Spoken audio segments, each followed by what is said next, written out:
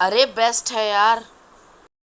Hello friends, मैं हूं अर्नब गुप्ता और आप देख रहे हैं आपका अपना चैनल मज़े की स्टडी।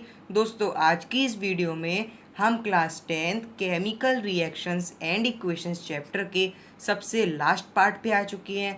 जी हाँ दोस्तों, ये हमारे चैप्टर का सबसे लास्ट टॉपिक है। क्या है ये, क्या नाम है इसका? तो दोस्तों, इसका नाम है करोजन एंड रेंसिडिटी। क्या होते हैं ये, कैसे होते हैं ये सारी चीज़ें समझेंगे हम आज की इस शानदार वीडियो में। तो चलिए स्टार्ट करते हैं हमारी वीडियो। तो सबसे पहले दोस्तों हम समझते हैं करोजन क्या होता है, ये क्या मीन है इसका। तो चलिए मैं आपको इसको एक एग्जांपल से समझाता हूँ कि सपोज़ ये आपके सामने, ये सोचिए एक पेन नहीं है, ये एक मार्कर नहीं है, ये एक आयरन का ऑब्जेक्ट है, एक आयरन का पाइप या आपकी कोई सी भी वेसल है, एक आयरन की चीज़ है। अब दोस्तों आपको पता होगा कि अगर मैं इस आयरन की ऑब्जेक्ट को थोड़े टाइम के लिए एटमॉस्फेयर में रख दूँ, मतलब अपने वातावरण में कहीं पे भी रख दूँ और उस पर थोड़ा बहुत मॉइस्चर भी आए, गैसेस भी आए, तो क्या होगा दोस्तों, कुछ समय बाद, थोड़े टाइम बाद ये ब्राउन कलर की होने लगेगी। ये जो आयरन की ऑब्जेक्ट है इसके ऊपर ब्राउन कलर आने लगेगा। तो वो क्या है, वो कैसे होता है दोस्तों, यही हमें समझना है। और दोस्तों इसी प्रक्रिया को हम, इसी प्रोसेस को हम क्रोजन कहते हैं। तो कैसे होता है दोस्तों, तो देखिए इसकी डिफाइन देखिए क्या लिखी है। Process of slowly reacting up to of metals due to atmospheric gases like O2 CO2। दोस्तों एक करोजन जो होता है ये हमारे मेटल्स पे, केवल मेटल्स पे, दोस्तों ये ध्यान रखिए, केवल मेटल्स पे, मेटल्स पे ये क्या करता है दोस्तों, हमारी एटमॉस्फेयर की गैसेस, हम वाटर वेपर्स और जितने भी गैसेस हैं जैसे CO2 O2, ये क्या करती हैं, इस पे आके बैठ जाती हैं, किसी भी मेटल के ऑब्जेक्ट पे आके बैठ जाती हैं, उसे अपना घर बना लेती हैं और क्या करती हैं, उन्हें खाना शुरू कर देती हैं। जी हाँ दोस्तों, उन्हें नष्ट करना शुरू कर देती हैं। तो धीरे धीरे धीरे धीरे हमारे जो आयरन के ऑब्जेक्ट हैं वो पुराने से लगने लगते हैं। अब दोस्तों अगर मैं बात करूं आयरन की, तो आपके घर के जो गेट होते हैं अगर वो आयरन के हैं, तो आपको पता होगा कि साल दर साल, हर साल आपके घर के पेरेंट्स या जो भी आपके हैं वो उस पर पेंट करवाते हैं, ऑयलिंग करवाते हैं, ग्रीसिंग करवाते हैं। क्यों? क्योंकि वो करोजन से बचा सकें उसे। करोजन क्या करता है, ऑब्जेक्ट को ख़राब करता है। ऑक्सीजन, CO2, ऐसी ऐसी कई सारी गैसेस उन पे आके बैठ जाती हैं और उन्हें करोड कर देती हैं। दोस्तों अगर मैं बात करूं करोजन की, तो ये सारे ऑब्जेक्ट के संग होता है, सारे मेटल ऑब्जेक्ट के संग होता है। लेकिन अगर मैं स्पेसिफिकली आयरन की बात करूं, जी हाँ दोस्तों, आयरन की, अगर ये क्रोजन आयरन का हो रहा है, क्रोजन ऑफ आयरन हो रहा है, तो इसको दोस्तों हम एक स्पेसिफिक नेम देते हैं, उसे कहते हैं हम रस्टिंग। जी हाँ दोस्तों, रस्टिंग ऑफ आयरन। इसे हम हिंदी में जंग भी कहते हैं, लेकिन हमारी केमिस्ट्री में इसे जंग को हम कहते हैं रस्टिंग ऑफ आयरन। हालांकि और मेटल्स के साथ भी होता है ऐसा, जैसे सिल्वर। आपने देखा होगा आपकी मदर, सिस्टर या जो भी, आपने कभी ना कभी किसी ना किसी को सिल्वर के ऑर्नामेंट्स, ज्वेलरी, आभूषण पहने हुए ज़रूर देखा होगा, या आपके खुद के घर में भी होंगे।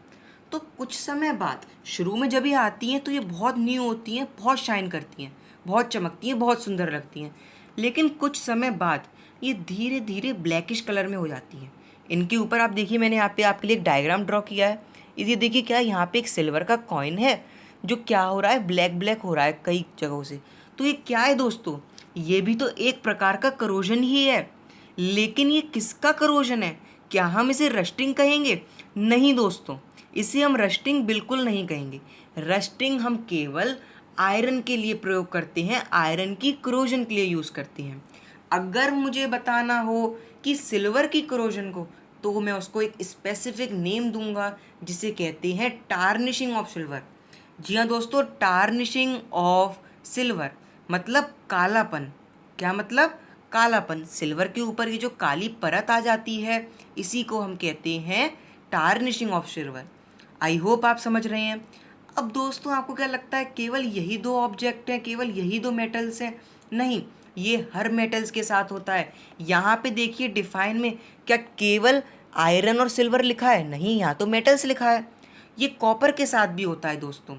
चलिए यहाँ तक तो आपको समझ में आया, अब आगे समझते हैं। कॉपर की करोजन पहचानने के लिए दोस्तों हमें देखना होता है कि कॉपर के ऑब्जेक्ट पे ग्रीन कलर की लेयर तो नहीं आ गई। अगर ग्रीन कलर की लेयर कॉपर के ऑब्जेक्ट पर है तो दोस्तों वही है हमारी कॉपर की करोजन। जी हाँ दोस्तों, कैसे होती है? वही मेथड है दोस्तों।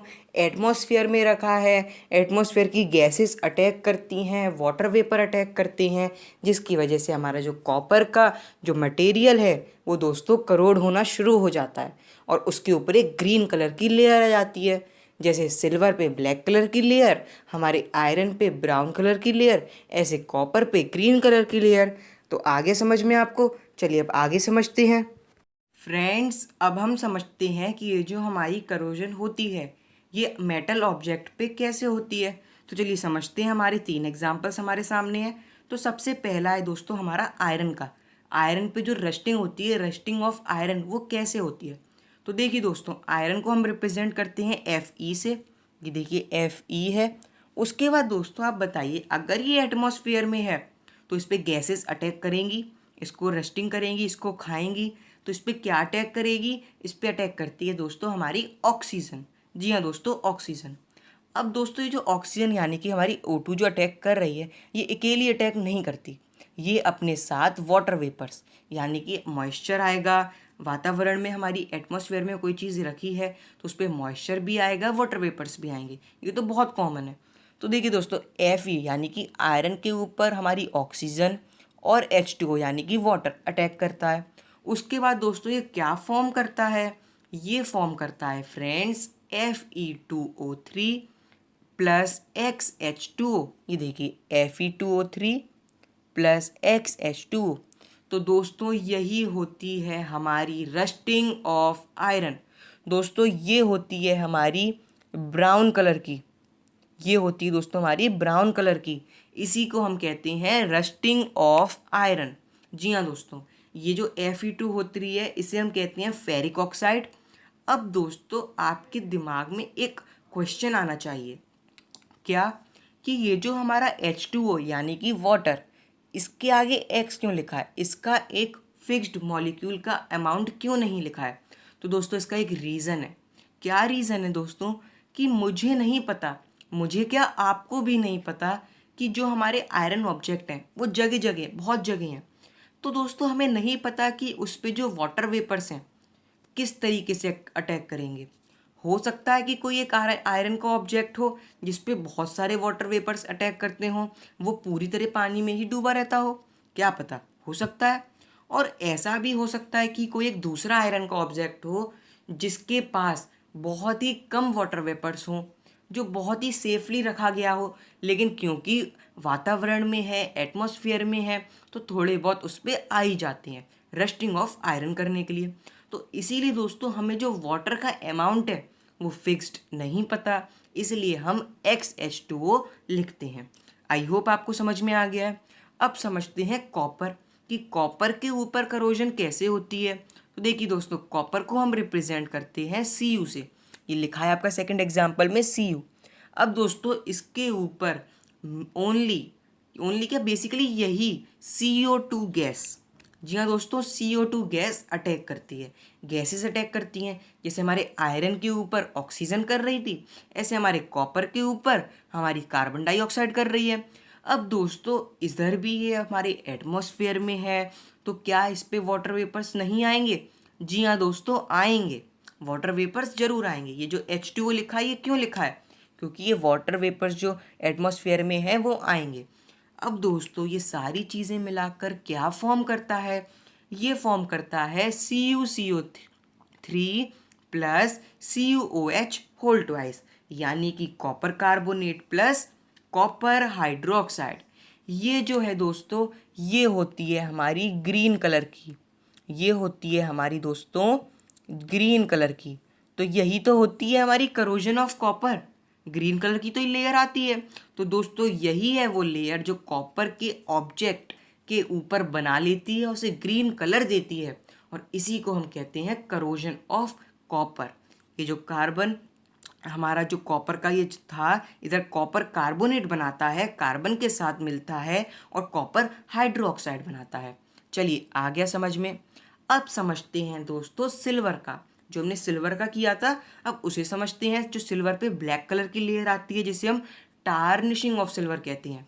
तो देखिए दोस्तों, ये जो टार्निशिंग ऑफ सिल्वर होती कैसे है, तो देखिए सिल्वर को हम रिप्रेजेंट करते हैं दोस्तों Ag से।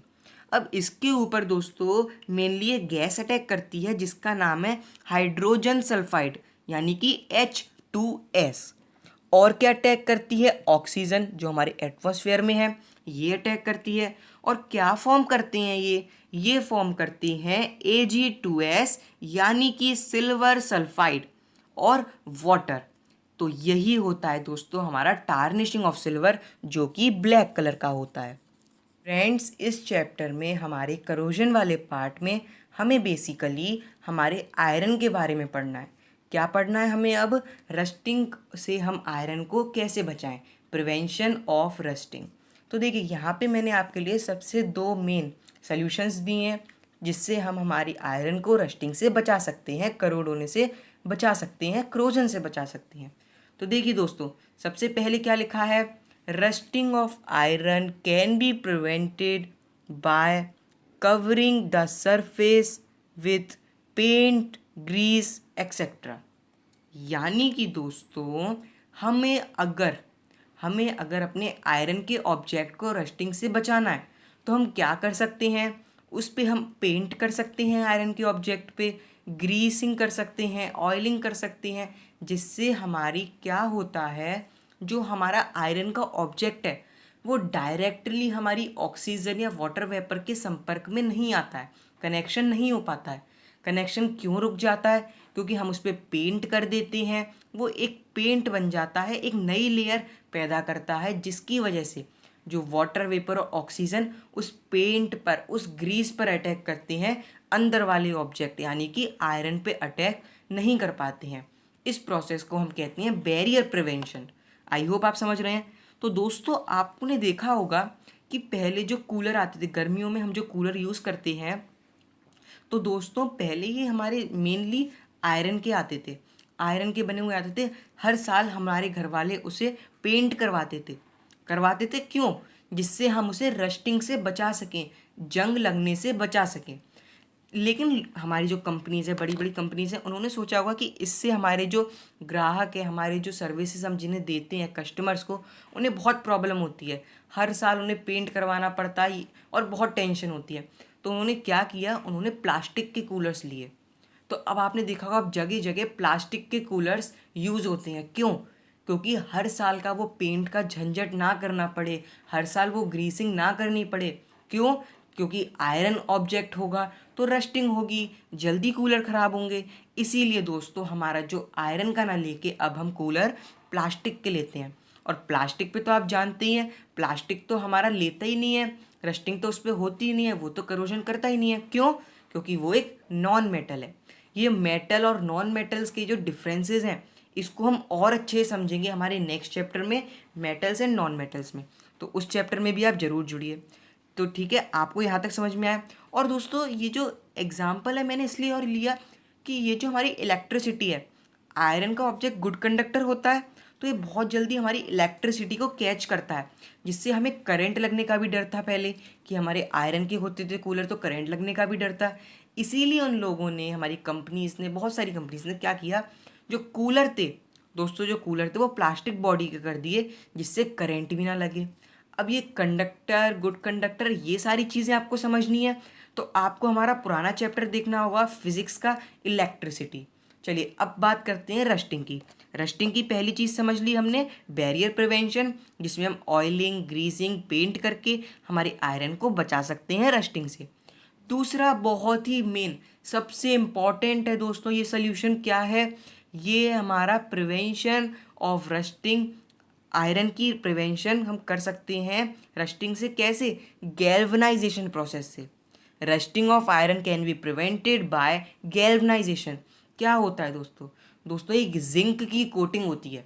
जी हाँ दोस्तों, ये एक जिंक की कोटिंग होती है जो प्रोटेक्ट करती है हमारे आयरन को, किससे, रस्ट से। ऐसा क्यों? जिंक भी हमारा मेटल है, फिर वो कैसे आ गया? वो रस्ट नहीं होगा? नहीं दोस्तों, ऐसी चीज़ नहीं है।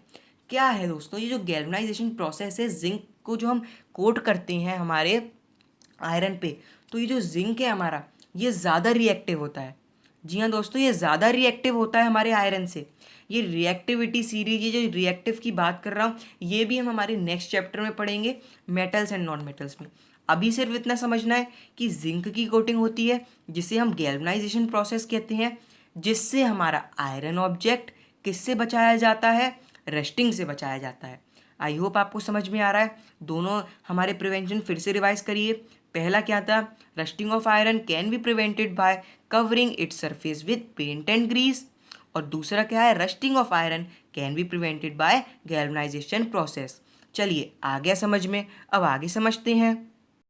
फ्रेंड्स, हमने करोजन समझ लिया क्या होता है। अब हम समझते हैं रेंसिडिटी क्या होता है। देखिए, process of oxidation of oils and fats resulting into bad smell and taste. क्या मतलब है इसका? दोस्तों, अभी हमने जो मेटल्स के केस में समझा कि मेटल्स हमारे ख़राब हो जाते हैं, क्रोड हो जाते हैं, क्रोजन हो जाता है उनमें, और किसकी वजह से? ऑक्सीजन गैसेस की वजह से, CO2 और बहुत सारी गैसेस, और हमारे वाटर वेपर की वजह से। दोस्तों, यही सेम प्रोसेस हमारे फूड के साथ हो, हमारे खाने के साथ हो।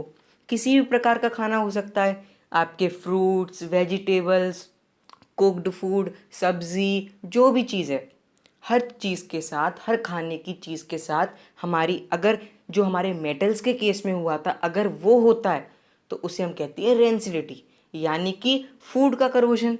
लेकिन यहाँ पे फूड का करोजन नहीं कहेंगे, हम कहेंगे रेंसिडिटी, कि हमारा फूड रेंसिड हो गया है, ये खराब हो गया है। अब आप लोगों ने दोस्तों नोटिस किया होगा कि अगर आप कोई खाने की चीज़ जैसे आप प्रिपेयर करते हैं, कोई कुक्ड फूड करते हैं, उसे थोड़ी देर के लिए आप बाहर निकाल के रख दीजिए। बाहर मतलब बनाने के बाद किसी फ्रिज में ना रखें या कहीं पे भी सिक्योर करके ना रखें, उसे ऐसे खुले में रखें। तो क्या होगा दोस्तों, वो भी एटमॉस्फेयर में है, उस पर बहुत सारी गैसेस आएंगी, रिएक्ट करेंगी, और क्या, वाटर वेपर्स आएंगे। तो क्या करेंगे? वो फूड को रेंसिड करेंगे, ख़राब करेंगे। ये जो गैसेस हैं ये फूड को ख़राब करेंगे। इसीलिए तो दोस्तों हम कहते हैं कि खाने को संभाल के रखना चाहिए, वो ख़राब ना हो जाए। क्यों कहते हैं? इसलिए कहते हैं जिससे कि वो रेंसिड ना हो जाए, रेंसिडिटी ना लग जाए। अब दोस्तों हम समझते हैं कि जैसे ये रेंसिडिटी लगती है, ये जो रेंसिडिटी होती है ये और क्या क्या करती है। तो दोस्तों, ये जब रेंसिडिटी लगना शुरू हो जाए, रेंसिड होना शुरू हो जाए फूड, तो क्या होता है, जो हमारे माइक्रो ऑर्गेनिज्म होते हैं एनवायरनमेंट में, बहुत छोटे छोटे जो कीटाणु होते हैं, वो क्या करते हैं, हमारे फूड पे अटैक करते हैं। अब देखी जाए तो उन्हें गैसेस भी मिल रही हैं, ऑक्सीजन, बढ़िया बढ़िया गैसेस भी, वाटर वेपर, वाटर भी मिल रहा है, और खाना भी मिल रहा है। तो वो कहीं और क्यों जाएंगे? तो वो हमारे फूड को खाना शुरू कर देते हैं, हमारे फूड में अपना घर बना लेते हैं।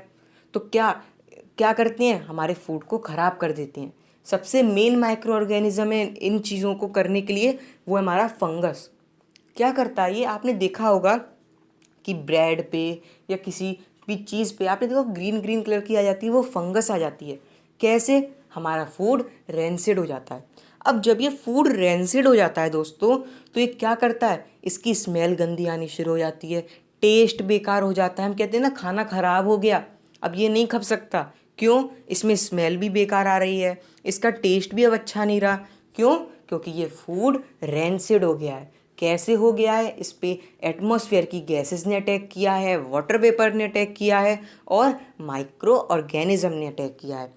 तो इस प्रक्रिया को हम कहते हैं दोस्तों rancidity, process of oxidation of foods and oils. मतलब हमारे फूड्स के फैट्स एंड ऑयल को ये रेंसिड करता है, ख़राब करता है। चलिए आ गया समझ में। अब समझते हैं दोस्तों कि हम हमारे फूड को हम कैसे बचाएं इस रेंसिडिटी से। फ्रेंड्स, इसके 4 तरीके हैं, 4 प्रोसेस हैं जिसकी वजह से, होते तो खैर बहुत सारे हैं, लेकिन मैं आपको मेनली 4 तरीके बता रहा हूँ जिनसे हम हमारे फूड को रेंसिड होने से बचा सकते हैं। पहला देखिए, आप अपने फूड को एयर टाइट कंटेनर में रखें। किसमें? एयर टाइट कंटेनर में, जिसमें एयर ना आ सके, वाटर वेपर्स ना आ सकें, गैसेस ना आ सकें। चलिए ये आ गया समझ में। दूसरा है दोस्तों फ्रिज, हमारे रेफ्रिजरेटर। आप अपने रेफ्रिजरेटर में खाना रखते हैं क्यों? लंबे समय तक चल सकें, ज़्यादा जल्दी ख़राब ना हो सकें। लेकिन ये नहीं कि आपने अपने रेफ्रिजरेटर में रख दिया तो आप बिल्कुल फुल पे कर दें, रेफ्रिजरेटर बहुत कूल कर दें। नहीं, लो टेम्परेचर पे, हमारे जो लो टेम्परेचर है, ज़्यादा लो नहीं, मीडियम लो टेम्परेचर पे आप रखिए, जिसकी वजह से आपका जो फूड है वो ज़्यादा दिन तक चलेगा, बहुत अच्छा चलेगा और वो जल्दी ख़राब नहीं होगा। अब दोस्तों नेक्स्ट प्रोसेस है जो आपके फूड पैकेट्स होते हैं। आप चिप्स खाते हैं, बाज़ार के पैकेटों में वो जो चिप्स आते हैं, वेफर्स आते हैं हमारे, उनमें क्या होता है? उनमें दोस्तों होती है नाइट्रोजन गैस। क्यों होती है? क्योंकि वो फूड को रेंसिडिटी से बचाता है। तभी तो आपने देखा हो, जब भी आप कभी, मैंने तो किया है, आपने भी किया होगा, जब भी मैं भी कभी जाता था फूड पैकेट्स लाने, वेफर्स लाने, चिप्स के या किसी भी चीज़ के, तो मैं क्या करता था, अगर वो पैकेट में एयर नहीं होती थी, अगर वो फूला हुआ नहीं होता था, तो मैं लेता नहीं था। क्यों? मैं कहता था भैया ये ख़राब है। क्यों ख़राब है? क्योंकि इसमें नाइट्रोजन गैस नहीं है, इसमें रेंसिडिटी लग गई होगी, भले ही थोड़ी सी, लेकिन इसके अंदर ये रेंसिड वाला फूड है, ये ख़राब फूड है। इसलिए मैं वो पैकेट्स कभी नहीं लेता। और मैं आपसे भी कहूँगा कि जब भी आप बाज़ार के फूड पैकेट्स लें, वेफर्स लें, तो ये ज़रूर देखें कि वो पूरी तरीके से उसमें एयर फिल्ड हो और वो एयर कहीं से भी निकल ना रही हो। चलिए ये तो हो गया हमारा थर्ड पॉइंट। अब दोस्तों दूसरा है, सबसे लास्ट पॉइंट है मैं आपको जो बताने जा रहा हूँ, वो है दोस्तों कि जो आपका फूड है, किसी भी प्रकार का फूड हो, चाहे वो आपकी वेजिटेबल्स हो, फ्रूट्स हों, कुक्ड फूड हो, कोई भी हो, उन्हें डायरेक्ट सनलाइट मत दिखाइए। मतलब उसे किसी ऐसी जगह रखिए जहाँ पे डायरेक्ट सन की रेज, सन की रोशनी ना आ सके। अगर वो नहीं आएगी तो उससे भी हमारा फूड ज़्यादा दिन तक चलेगा। अगर सनलाइट आएगी तो हो सकता है कि फूड जल्दी ख़राब हो जाए। तो दोस्तों आज हमने क्या समझा? Corrosion and rancidity. अगर इन दोनों टॉपिक्स में कोई डाउट है तो कमेंट करिए, आई होप नहीं होगा। तो इसी के साथ दोस्तों हमारा जो चैप्टर था केमिकल रिएक्शंस एंड इक्वेशंस में हम सब कुछ पढ़ चुके हैं, सब कुछ आता है हमें, पेपर में आएगा, एक बार में पूरा पेपर करेंगे, कोई गलती नहीं होगी। बस दोस्तों अब हमारा बचा है बैलेंसिंग। क्या बचा है दोस्तों? बैलेंसिंग।